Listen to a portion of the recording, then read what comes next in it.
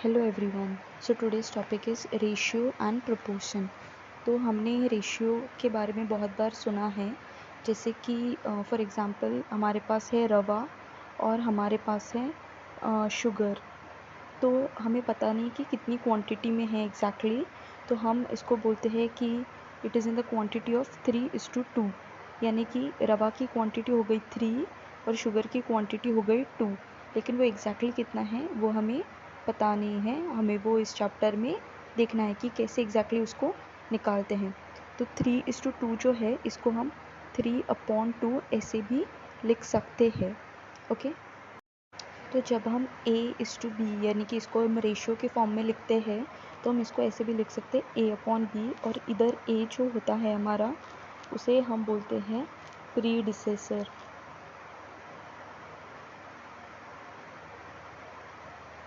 Okay, तो ये होता है प्रीडिसेसर यानी कि फर्स्ट टर्म, और जो नीचे वाला होता है वो होता है सक्सेसर। ओके, और अगर इसकी जगह जो नीचे वाला नंबर होता है वो अगर A/B की जगह पे वो 100 हो जाए तो इसको हम बोलते हैं कि ये है हमारा परसेंटेज। ओके, और ऐसे कुछ तो अलग सी बातें हैं जो बतानी है, जैसे कि फॉर एग्ज़ाम्पल अगर हमारे पास 3/4 है तो इसको अगर हम ऊपर और नीचे 2 से मल्टीप्लाई करते हैं तो हमारा आंसर आता है 6/8। तो अभी हमें जानना है कि 6/8 का जो भी आंसर आएगा वही सेम आंसर आएगा 3/4 का। समझे? तो इसका मतलब है कि ऊपर और नीचे किसी भी नंबर से मल्टीप्लाई करो, अगर वो नंबर सेम होगा तो हमारा जो ओरिजिनल क्वेश्चन है वो और जो नया आंसर फॉर्म होंगे वो उनका आंसर सेम होगा। तो अभी हमारे पास एक नंबर है 2/3। तो यहाँ पे हम देख सकते हैं कि 2/3 जो होता है 2 के बाजू में कोई भी यूनिट नहीं लिखा है, 2 kg या फिर 3 kg ऐसे नहीं लिखा है, और यूनिट लिखना भी नहीं होता है। तो ये जो रेशियो होता है अपना वो होता है यूनिटलेस क्वांटिटी। ओके, इसमें कोई भी यूनिट नहीं लिखा जाता है। ओके, अब आगे जो है वो हमारे पास एग्जाम्पल्स दिए हुए हैं जो हमें सॉल्व करने हैं।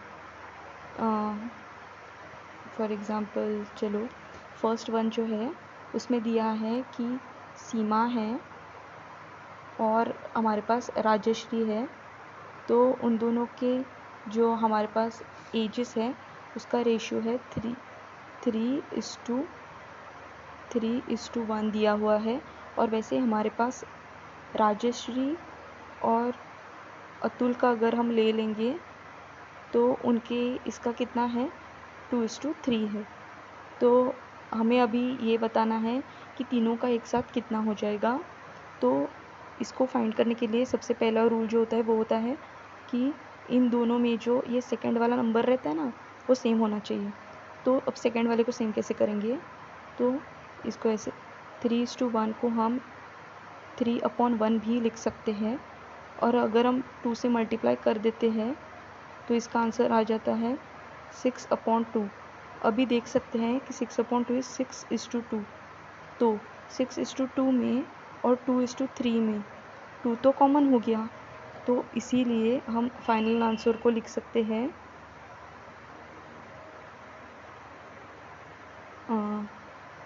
6:2:3। तो ये हो गया हमारा फाइनल आंसर। ओके, तो हमारे पास और एक नया क्वेश्चन है। हमें पता है कि लेंथ 1.2 किलोमीटर दिया हुआ है और ब्रेथ 400 मीटर्स दिया हुआ है, और हमें बोला है कि लेंथ और ब्रेथ का रेशियो फाइंड आउट करना है। तो रेशियो फाइंड करने के लिए पहले दोनों का यूनिट सेम होना चाहिए। तो सबसे पहले 1.2 को अगर हम कन्वर्ट करें तो 1.2 को हम 1000 से मल्टीप्लाई करेंगे तो हमारा आंसर आ जाएगा 1200 मीटर्स। और अब हमें लेंथ और ब्रेथ का रेशियो निकालना है, तो हो जाएगा 1200/400, दैट इज़ 3/1। तो इसका रेशियो हो गया 3:1। ओके, तो अब हमारे पास नया क्वेश्चन है। हमारे पास एक लड़का है जिसका नाम है महेश। हमें बोला है कि उसके एक्सपेंडिचर और उसके इनकम का जो रेशियो है वो है 3:5, यानी कि 3/5। हमें बोला है इसको परसेंटेज में कन्वर्ट करना है। तो परसेंटेज में कन्वर्ट करने के लिए सबसे पहले बेस में जो नंबर रहता है वो 100 होना चाहिए। अब 5 को किससे मल्टीप्लाई करूँ कि 100 आ जाएगा? ऑब्वियसली 20 से। तो ऊपर और नीचे 20 से मल्टीप्लाई करेंगे तो आंसर आ जाएगा 60/100, और 60/100 यानी कि 60%। तो यही हमारा आंसर है। तो हमारा अगला क्वेश्चन है कि एक जगह है, वहाँ पे मैंगो ट्रीज़ है और ऑर्चर्ड जो होता है उसके ट्रीज़ है, और वो जो दोनों ट्रीज़ है उनका रेशियो है 2:3। तो अकेले में देखा जाए तो मैंगो का ट्रीज़ हो गया 2x एंड ऑर्चर्ड के ट्रीज़ हो गया 3x। अब हमें बोला है कि इन दोनों में 5 ऐड करना है, तो ऊपर और नीचे 5 ऐड करेंगे और इनका ऐसा डिवीज़न लेना है। अब इनका जो आंसर आएगा वो आंसर है 5/7, और हमें x की वैल्यू फाइंड करनी है। तो सबसे पहले क्या करेंगे, तो इसको सॉल्व कैसे करते हैं वो देख लेते हैं। सबसे पहले हमारे पास जो 7 है वो ऊपर मल्टीप्लाई हो जाएगा, और जो 5 है वो इसके साथ मल्टीप्लाई हो जाएगा। तो होगा 7 multiplied by 2x + 5, this is equal to 5 multiplied by 3x + 5। Simplify करेंगे तो हो जाएगा 14x + 35, and this is equal to 15x + 25। और भी ज़्यादा सॉल्व करेंगे तो हो जाएगा 14x को राइट हैंड साइड लाएंगे तो माइनस हो जाएगा, तो हो जाएगा 15x - 14x, और 25 को लेफ्ट हैंड साइड भेज देंगे तो हो जाएगा 35 - 25। फाइनल आंसर आ जाएगा x = 10। तो हमारा आंसर x = 10 आ गया। अब क्वेश्चन में क्या बोला था हमें कि जो मैंगो की ट्रीज़ है वो है 2x यानी कि 2 × 10 दैट इज़ 20, और मैंगो जो ऑर्किड की ट्रीज़ है वो है 3x that is 3 × 10 that is 30। तो हमें दोनों का आंसर आ गया है। जो नेक्स्ट क्वेश्चन है वो है कंपैरिजन ऑफ रेशियोज़, और हमारे पास दो रेशियोज़ दिए हैं दैट इज़ 4/9 एंड 7/8। इन दोनों में बड़ा कौन सा है वो फाइंड करना है। तो सबसे पहले 4/9 लिखेंगे और 7/8 लिखेंगे। अब बड़ा कैसे फाइंड करते हैं देखते हैं। 4 और 8 को मल्टीप्लाई करेंगे, और वैसे ही दूसरे साइड पे 7 और 9 को मल्टीप्लाई करेंगे। तो 4 8 इज़ 32 एंड 7 9 इज़ 63। तो इन दोनों में 63 बड़ा है, तो ऑब्वियसली हमारा जो राइट हैंड साइड है दैट इज़ 7/8 जो है वो बड़ा है। ओके, तो अब हमारे पास दूसरा क्वेश्चन है, और इस क्वेश्चन में भी हमें फाइंड करना है कि कौन सा बड़ा है। तो सबसे पहला रूल, इन दोनों को मल्टीप्लाई करेंगे दैट इज़ √13 × √5, और वैसे ही दूसरी साइड पे √8 मल्टीप्लाइड बाय √7। तो इसका आंसर आ जाएगा √65, और दूसरे साइड पे 8 7 इज़ 56। तो दोनों में ऑब्वियसली √65 बड़ा है, तो इसमें हमें दिख जाता है कि हमारा जो √13/√8 है वही हमारा बड़ा वाला आंसर है। ओके, तो अब हमारे पास और एक नया सम है, हमें इसमें बताना है कि कौन सा वाला बड़ा है। तो सबसे पहले हम लेते हैं, जैसे पहले किया वैसे नहीं करना है। अब इन दोनों जो रेशियोज़ है इन दोनों के बीच में सब्ट्रैक्शन डाल देते हैं। ओके, तो दोनों के बीच में सब्ट्रैक्शन हो गया। तो जैसे हमें पता है कि इन दोनों का मल्टीप्लिकेशन होगा, इन दोनों का भी मल्टीप्लिकेशन होगा, तो हो जाएगा a - 1 multiplied by b + 1 minus, ये जो बीच वाला माइनस है वो ले लिया, फिर b - 1 मल्टीप्लाइड बाय a + 1, और जो बेस रहेगा वो दोनों का सेम हो जाएगा दैट इज़ ये दोनों का multiplication that is b - 1 multiplied by b + 1।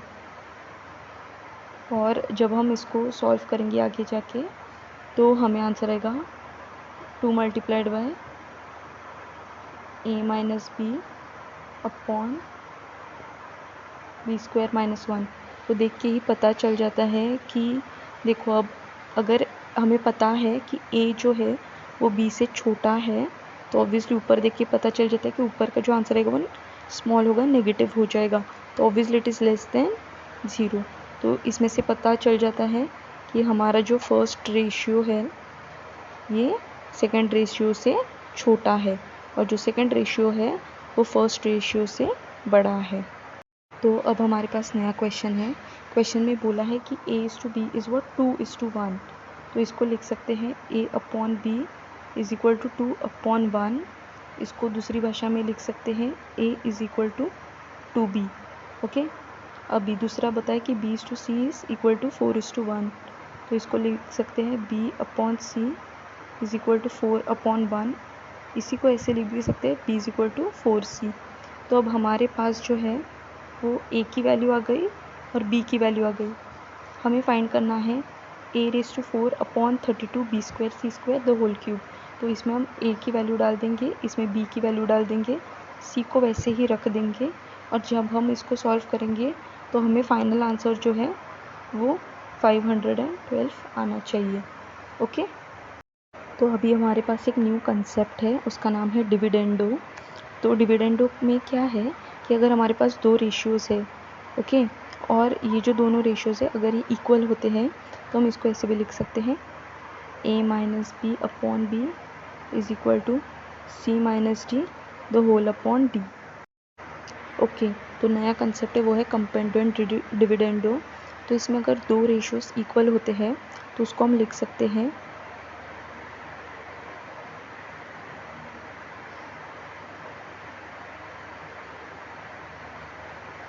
इस फॉर्म में, हम उसको लिख भी सकते हैं। ओके, तो इसी को बोलते हैं कंपेंडो एंड डिविडेंडो। तो अब हमारे पास नया क्वेश्चन है। क्वेश्चन में बताया है कि A/B एक रेशियो है, इसकी वैल्यू है 5/3। तो इसकी मदद से हमें ये जो नया वाला क्वेश्चन है A+7B/7B इसकी वैल्यू फाइंड आउट करनी है। तो कैसे करेंगे? सबसे पहले A की वैल्यू हो गई 5 के, फिगर में देख मतलब क्वेश्चन में देख के पता चलता है, और B की वैल्यू हो जाती है 3 के। इसी को अब हम इसके अंदर डाल देंगे। तो A है 5K plus 7 times 3K upon 7 times 3K। तो हो जाता है 5K, वैसे ही रहता है, 7 3 इज़ 21K, नीचे भी 21K। 5K plus 21K is 26K upon 21K। K cancel हो जाता है, 26 अपॉन 21 ये रेशो रह जाता है, और यही हमारा आंसर है। ओके, तो अब हमारे पास एक नया क्वेश्चन है। क्वेश्चन में हमें बताया है कि पहला रेशो जो है it is equal to second ratio and it is equal to third ratio, लेकिन थर्ड रेशियो में एक नंबर मिसिंग है। वो नंबर क्या है वो हमें फाइंड करना है। तो 4A/9B अपॉन ये जो नीचे वाला है वो मिसिंग है, तो वो क्या है वो ढूंढते हैं। 4 को ऐसे ही रखेंगे, A की जगह हम फर्स्ट वाला लिखेंगे दैट इज़ 3। 9 को भी वैसे ही लिख लिया, और 9 फिर इसको मल्टीप्लाई करेंगे सेकंड वाले नंबर से दैट इज़ 7। तो आंसर आ जाएगा 4A plus 9B upon 12 plus 63 that is 4A plus 9B upon 75। तो जो नीचे वाला पार्ट था तो उसकी वैल्यू है 75, वो हमें मिल गई है। तो वापस हमारे पास वैसा ही एक क्वेश्चन है। First ratio is equal to second ratio, it is equal to third ratio, it is equal to fourth ratio, लेकिन फोर्थ रेशियो में एक नंबर मिसिंग है। तो इसको कैसे सॉल्व करेंगे? ऊपर वाला वैसे ही लिख लेंगे,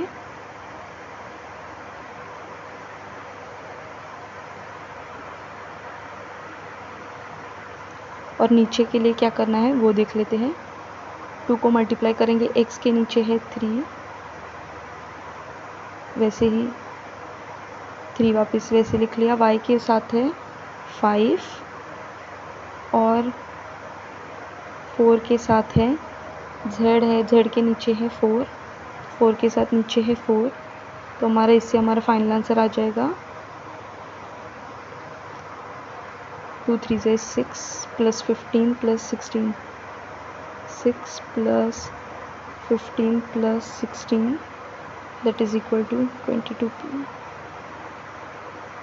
21 plus 16 that is equal to 37। तो नीचे वाला जो नंबर है वो है 37। ओके, तो अब हमें एक नया क्वेश्चन दिया है। ये एक पहला रेशियो है, इस it is equal to second ratio, और वैसे ही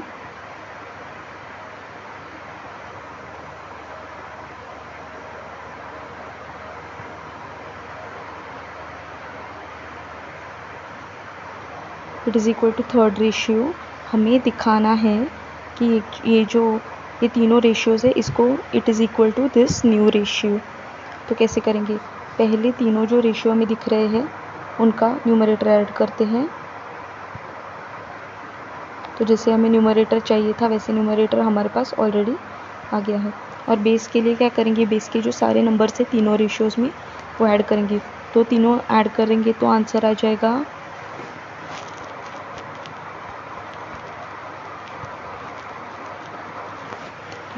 तो ऐसे आंसर आ जाता है।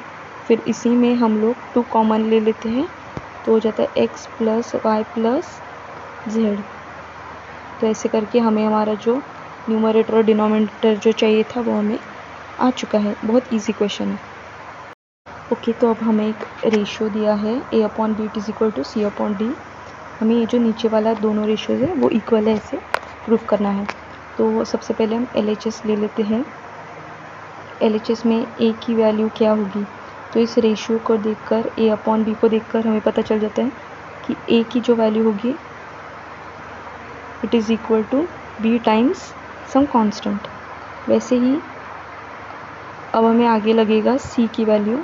तो सेकंड वाले रेशियो में देख के पता चल जाता है कि c is equal to d times k। तो अब हमारे पास दोनों वैल्यूज़ आ चुकी हैं, हमें सिर्फ इसको LHS में सब्स्टिट्यूट करना है। तो फिर हो जाएगा 5 × bk - 3 × dk the whole divided by 5 × dk